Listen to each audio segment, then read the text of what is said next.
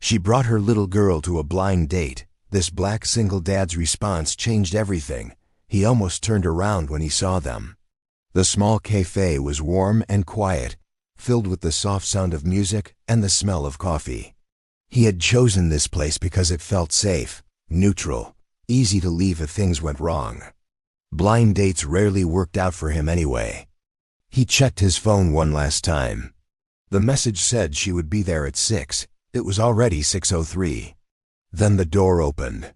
She stepped inside, holding the hand of a little girl who couldn't have been older than 6. The child's hair was neatly tied, her shoes a little worn. She looked around the cafe with curious eyes, then up at the woman beside her. His chest tightened. This wasn't mentioned, not once. For a brief second, he felt embarrassed for feeling annoyed. He was a father himself. He knew what it meant to raise a child alone. Still, bringing a child to a blind date, that was different. He stood halfway, unsure whether to sit back down or walk out. The woman spotted him and froze. Her face went pale, like she had already guessed what he was thinking. "I'm so sorry," she said before he could speak. Her voice was low, careful. "I know this isn't ideal. I understand if you want to leave." The little girl squeezed her hand tighter. That was when he noticed the fear. Not in the woman's eyes, but in the child's. He slowly sat back down. "It's okay," he said. "Let's just talk." The woman let out a breath she'd been holding. She guided the child to the chair beside her. "This is my daughter," she said softly. "I didn't have anyone to watch her tonight." He nodded. "I get it." But the truth was, his heart was pounding. Being a single dad wasn't easy. Dating as one felt even harder. Most people didn't want the responsibility. Some pretended they did, until things became real. He knew that pain. The waiter came over, clearly surprised to see a child at the table, but said nothing. The woman ordered a juice for her daughter before even thinking about herself. That small detail stayed with him. They exchanged simple words at first, where they worked, how long they'd lived in the city, nothing deep. The little girl quietly sipped her drink, listening more than speaking. After a while, the woman leaned in slightly. "I should explain," she said. "I almost canceled tonight, but I thought maybe honesty is better than pretending." He appreciated that. She told him her life hadn't turned out the way she planned. She had been young when she became a mother. The father had left early, promising to come back. He never did. She worked long hours. Some nights she cried after her daughter fell asleep, not because she regretted being a mom, but because she felt tired of being strong all the time. He listened without interrupting. Then, quietly, he shared his own story. His child was a few years older. His partner had passed away unexpectedly. Overnight, he became both parents. Every birthday, every school meeting, every sick night alone, dating wasn't a priority anymore. But loneliness crept in during quiet evenings. The woman's eyes softened. The little girl looked between them. "My mom cries sometimes," she said suddenly. The woman froze. "Sweetheart, it's okay," he said gently. The child continued. "She thinks I'm sleeping. But I hear her." Something inside him broke open. He didn't see a blind date anymore. He saw two people trying their best not to fall apart. The conversation shifted after that, less polite, more real. They laughed about parenting mistakes, shared stories of burned dinners and missed alarms. The little girl slowly relaxed, even smiling at him. When the check came, the woman reached for her bag quickly. "I can pay," she said. "This wasn't what you signed up for." He stopped her hand. "No," he said. "Let me." She looked confused. "You don't have to. I want to." They walked outside together. The sky was turning dark, streetlights flickering on. The woman hesitated near the sidewalk. "I understand if you don't want to see me again," she said. "Tonight wasn't fair to you." He knelt down in front of the little girl instead. "What's your favorite food?" he asked. "Pancakes," she replied without thinking. He smiled. Then he looked up at the woman. "Next time," he said slowly, How about breakfast instead of dinner? Her eyes filled with tears. You mean, you want a next time? I do, he said. And you don't have to hide who you are. The little girl hugged her mother's leg, smiling wide. That night, as he drove home, he realized something had changed. Not because the date went perfectly, but because it was honest. And sometimes, honesty changes everything. He didn't sleep much that night.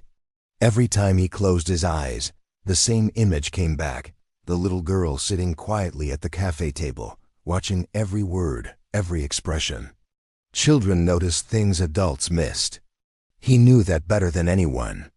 The next morning, he woke early and made breakfast for his own child. Pancakes, just like he had promised. As he flipped them on the pan, he caught himself smiling. That surprised him. He hadn't smiled like that in a long time. Later that day, his phone buzzed. A message from her. She thanked him again for not walking out. She said her daughter had talked about him all night, asked when they would see him again. He stared at the screen, unsure how to reply. Dating was complicated. Dating with kids was even harder. He had learned the hard way that hope could hurt if you let it grow too fast. Still, he replied.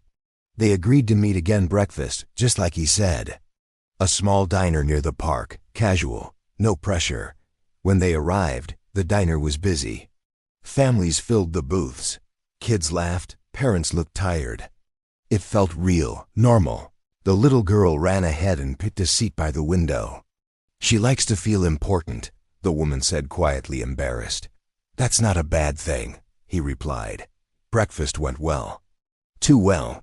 They talked easily like people who had known each other longer than a week.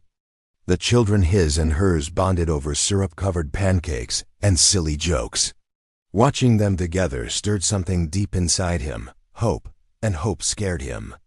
After breakfast, they walked through the park. The kids ran ahead, chasing pigeons. The woman slowed her pace beside him. I should tell you something, she said. He already knew what that tone meant. Some people don't like that I bring my daughter everywhere, she continued.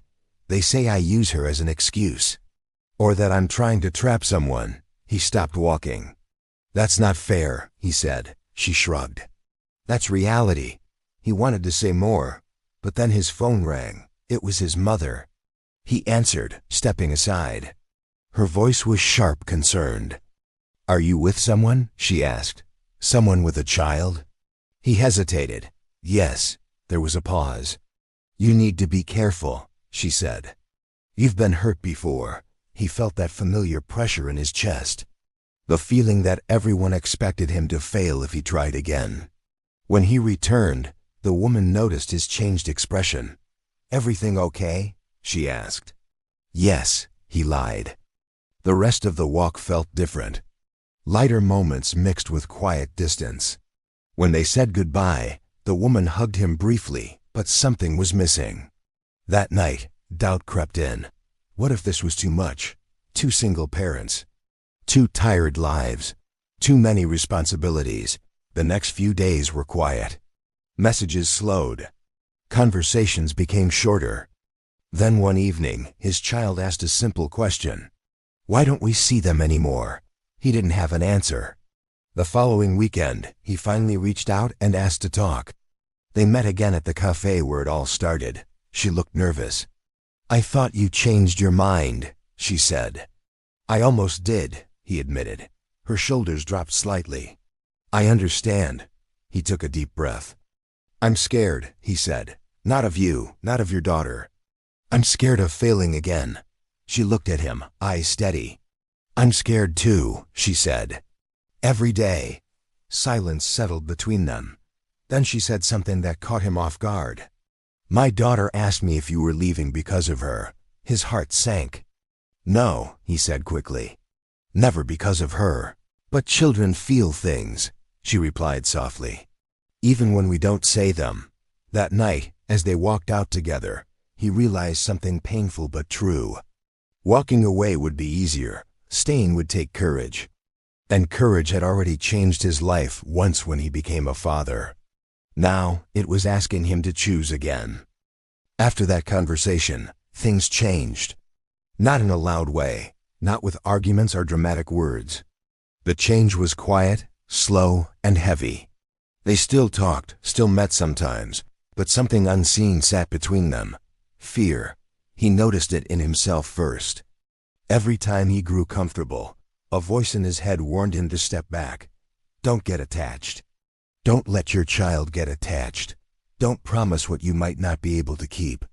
One afternoon, they met at the park again. The kids played together, laughing, running without worry. Watching them felt both beautiful and dangerous. The woman sat beside him on a bench. "My daughter's teacher asked about you today," she said casually. He stiffened. "What did she say?" "She wanted to know who you were," the woman replied. "If you were family." He didn't answer right away. The truth was, he didn't know what he was yet. Later that evening, he overheard a conversation he wasn't meant to hear. Two parents from his child's school were talking nearby while he waited at pickup. They didn't know he was listening. Single parents dating with kids involved. "It never ends well," one of them said. "Especially when they move too fast," the other added. He felt heat rise in his face. Shame. Doubt. That night, he snapped at his child over something small. Immediately, guilt washed over him. He apologized, holding them close. "I'm trying," he whispered, more to himself than anyone else. The next day, the woman called him. Her voice was tight. "My ex showed up," she said. His stomach dropped. She explained that the man who had left years ago suddenly wanted to be involved again. He had heard she was seeing someone. He made comments, judgments, questions about whether another man should be around his child. "She cried after he left," the woman said quietly. "She asked if everyone leaves." That sentence hit him harder than anything else. They met that evening. The kids were asleep, giving them space to talk honestly. "I don't want chaos in my daughter's life," the woman said. "If you're unsure, I need to know now." He felt cornered, not by her, but by the truth. "I care about you," he said. "I care about her. But I'm afraid of failing both of you." She nodded slowly. "I don't need promises," she said. "I need presence." That word stayed with him. Presence, not perfection, not certainty, just showing up. Over the next weeks he tried. He came to the park even when he was tired. He helped with homework. He listened when the woman talked about her worries. He noticed small things, how she always put her child first, how she apologized when she didn't have to. Still, doubt lingered. One night, his child asked him something unexpected. "Are you going to leave them?" He swallowed hard. "No," he said, hoping it was true, but life tested him again. At work, he was offered a promotion, more money, more hours, less time. It would mean sacrificing evenings and weekends. The exact times when families were built. He had a choice. Security or connection. When he told the woman, she stayed quiet for a long time. "That's a big opportunity," she said. "You should take it." Her tone was supportive, but he sensed distance. He realized then that life wasn't pushing them together, it was pulling them apart. The next day, he watched the woman's daughter struggle to tie her shoes. He knelt down and helped her, slow and patient. She looked up at him and smiled. "I like when you're here," she said. His chest tightened. He understood then that walking away wouldn't protect anyone. It would only confirm what they already feared. That people leave when things get hard. And he wasn't ready to be that person. But choosing to stay would cost him something. And the biggest test was still coming. The promotion decision couldn't wait. His manager wanted an answer by the end of the week. The raise would change everything: better housing, fewer worries, more security for his child. On paper, it was the responsible choice. But responsibility had layers. That evening, he went to the park alone. No kids, no distractions, just a bench and his thoughts. He remembered nights when he worked late, missing school events. He remembered promising himself that once he became a father, he would choose presence over money. Yet life didn't stop asking for sacrifices. Meanwhile, the woman felt the shift. He wasn't calling as much. his messages were shorter. When they met, his mind seemed elsewhere. She told herself not to assume, but fear whispered loudly. She had lived this before. Men stayed until things got complicated, until her child's needs became too real. One afternoon, she overheard a conversation that shattered her calm. Her ex had returned again, speaking with someone she knew. He mentioned that the man she was seeing had been offered a promotion that would keep him busy and likely end things soon. That night, she didn't call him. Instead, she cried quietly after putting her daughter to bed. When they finally met again, tension filled the space between them. "You're pulling away," she said directly. "I'm just overwhelmed," he replied. "With what?" she asked. "With us?" He hesitated. That hesitation hurt more than words. "If you're leaving," she said softly, "please don't disappear slowly." He felt exposed. "I haven't decided anything," he said. "That's the problem," she replied. "Children don't understand waiting." The conversation ended without resolution. Days passed. Then came the misunderstanding. He stopped by her place unexpectedly, hoping to talk. The lights were on. Her ex's car was parked outside. His heart dropped. He didn't knock. He left. What he didn't know was that the ex had only come to drop off papers. What he didn't hear was the woman firmly telling him to leave her life alone. The next morning, he declined the promotion. But when he tried to call her, she didn't answer. Messages went unread. Silence stretched painfully. His child noticed. "Did we do something wrong?" they asked. "No," he said, voice tight. "We didn't." Days later, the woman finally called. Her voice was cold, controlled. "I saw you leave," she said. He froze. "You saw me?" "Yes, that night.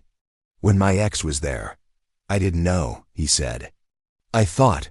"You thought what everyone thinks," she interrupted. "That I'd go back. That I'd choose chaos over stability." "That's not true," he said. "I was scared." "Fear doesn't excuse absence," she replied. Her daughter took the phone briefly.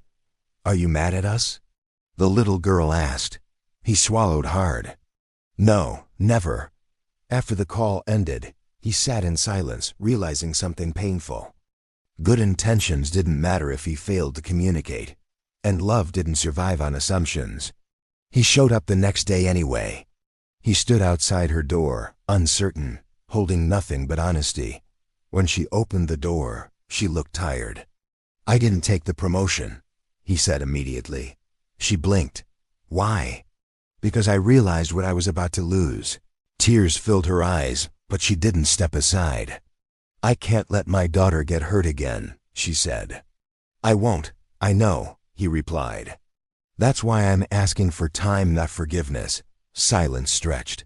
The little girl peeked from behind her mother. "Did you leave because of me?" she asked. He knelt down. "No," he said firmly. "I stayed because of you." The woman's walls cracked, but they didn't fall. Not yet.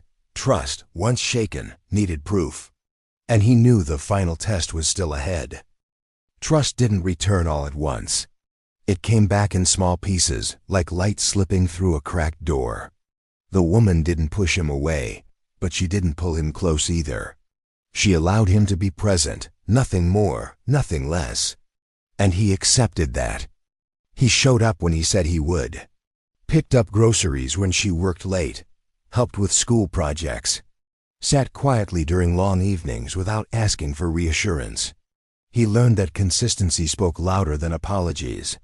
The little girl noticed first. She waited for him by the window when she knew he was coming. She saved him drawings. She told him stories that made no sense but carried deep meaning. "You came back," she said one afternoon, like she was stating a fact. "Yes," he replied. "I always will." The woman watched these moments closely, every smile, every promise, every small action that either built or broke safety. One evening, something unexpected happened. The little girl fell at the playground and scraped her knee badly. Blood, tears, panic. The woman froze for a second long enough for him to step in. He lifted the child gently, calming her, cleaning the wound with steady hands. He didn't panic. He didn't hesitate. He acted like someone who belonged. Later that night, the woman spoke quietly. "She needs stability," she said. "Not someone who tries, someone who stays." "I know," he replied. Days turned into weeks. He missed opportunities at work, turned down extra hours. People questioned his choices. Some said he was wasting potential. Others warned him not to raise someone else's child. He listened, but didn't bend. One afternoon, his own child asked a serious question. "Are they our family now?" He didn't answer right away. Family meant permanence. "I hope so," he said finally. That evening, the woman invited him to stay for dinner. It wasn't a celebration, no speeches, just food and quiet conversation. The kids laughed. The walls felt thinner. After the children went to bed, she sat across from him at the table. "I need to ask you something," she said. "And I need an honest answer." He nodded. "If things get hard again, will you leave?" He felt the weight of the question. Not as a challenge, but as protection. "No," he said. "I will talk. I will stay. Even when I'm scared." She studied his face, searching for cracks. "I don't need perfect," she said. "I need real. That's all I have," he replied. A few days later, her ex tried again. This time he was loud, accusatory. He questioned his role, his intentions. He didn't argue. He didn't insult. He simply said, "I'm here for the child. That's not a threat, it's a commitment." The ex left. That night, the woman cried not from fear, but from relief. For the first time, she allowed herself to believe that staying was possible. Still, there was one final test. The little girl's school planned a family event. Parents were invited. Guardians, caregivers.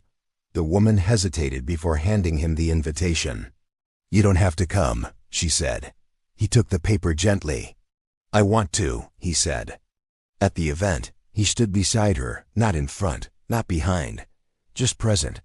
Other parents noticed. Some whispered. He didn't care. When the child saw him in the crowd, her face lit up. In that moment, the woman knew. This wasn't a man passing through. This was someone choosing them every day. But even now, the future wasn't guaranteed. Only one thing was. They were no longer facing it alone. The school event ended quietly. No speeches. No big moments. Just families walking home under soft evening light. The little girl held his hand the whole way, swinging it gently as if it belonged there. He didn't pull away. Later that night, after the children were asleep, the woman stood at the kitchen sink, staring at nothing. He could tell she was thinking too much again. She always did when things felt calm, like she was waiting for it to break. "I don't know how to do this," she said finally.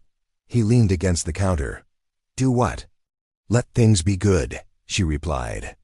"Every time they are, I expect them to end." He understood that feeling better than he wanted to admit. "I can't promise life won't get hard again," he said. "But I can promise I won't disappear when it does." She turned toward him slowly. "That's what I need," she said. "More than love. More than words." That night nothing changed outwardly. No labels. No announcements. But something settled. In the weeks that followed, life moved forward in small, ordinary ways.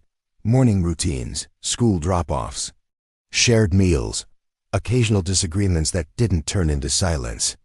They learned how to argue without threatening to leave. That mattered. One evening, while helping the little girl with homework, he noticed her struggling to read a sentence. She grew frustrated, tears filling her eyes. "I'm not good at this," she whispered. He knelt beside her. "You don't have to be good," he said. "You just have to keep trying." She wiped her face and tried again. The woman watched from the doorway, her chest tight. She realized something then. This wasn't about dating anymore.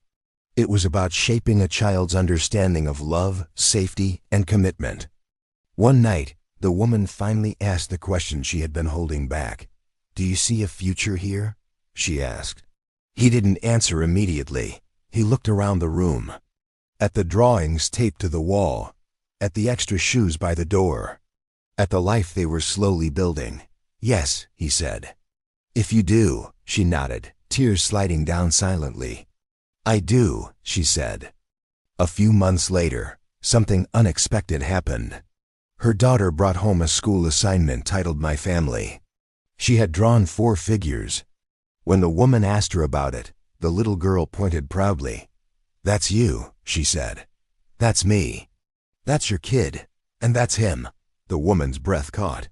Later, she showed him the drawing. He stared at it for a long time. "Is that okay?" the woman asked nervously. He smiled softly.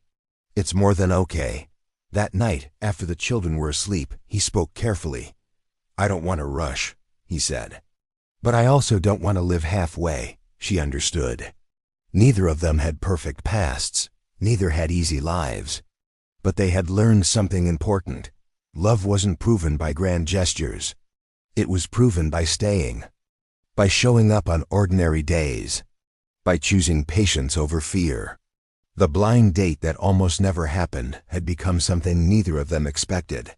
Not a fairy tale. Something better. A real life built slowly, honestly, and with care. And for the first time in a long time, all of them felt safe enough to believe. Some people don't leave.